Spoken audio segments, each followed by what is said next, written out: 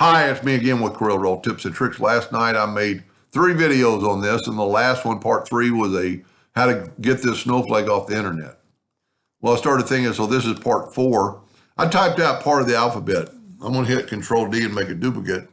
I'm going to move that down. A lot of people might not know this. You can go to text. Instead of typing them out capital, we're going to change the case to all uppercase. So now we've got the alphabet twice, because some fonts are going to have, some fonts are going to be upper and lower. We're going to go to dafont.com. This is what it's going to look like when you first bring it up. And it's going to come up with this. And there are literally thousands of fonts.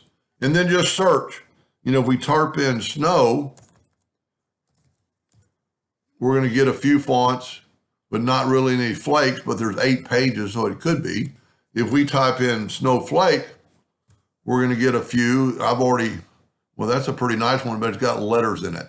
But I've always I'm going to type in snowflakes now, not anymore. So let's just type in flake and see what it comes up with. It comes up with WW flakes that I already have, and it comes up with I found another one a while ago. But anyway, WW flakes is the name. So I'm going to go back to Corel. I'm going to select both my fonts, and I'm going to change this to WW. Well, there's the other one I just got earlier called Flux Snowflake, but it's a little bit, and I found it on DA fonts. It's a little bit maybe too much for this environment. So we're going to go back and we're going to type in WW flakes, and you're going to get this and see the difference in the capitals versus the other. And they are not perfect. Some of them are pretty close, but you can see this one's not perfect. And you could very easily draw this. You could draw every one of these. This one's pretty close to perfect. This one's not bad, especially if they're going to be too little. So once you picked out the 2 you want, go up to Object and Break. You have to select it all. Let me select all of them. Wow. And go up to Object and Break. You know what I have to do? Probably a line at a time. Break the ABC apart. We really just want these 2, so they're broken apart now. So we're going to grab these 2 and we're just going to delete.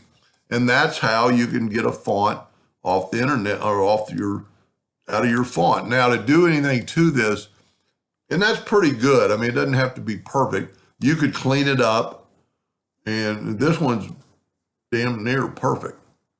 You can always look at it, left click, right click, and kind of see that it's, works or not. But that's how you could do this right here. Now, I really like this font, or this snowflake I picked off the internet yesterday. And if you want to learn that, that's on part 3. But there are other alternatives. There's actually snowflakes in some other fonts as symbols, but this will work quite well. And this would be super easy to draw. Matter of fact, I might make part 5 and just draw this.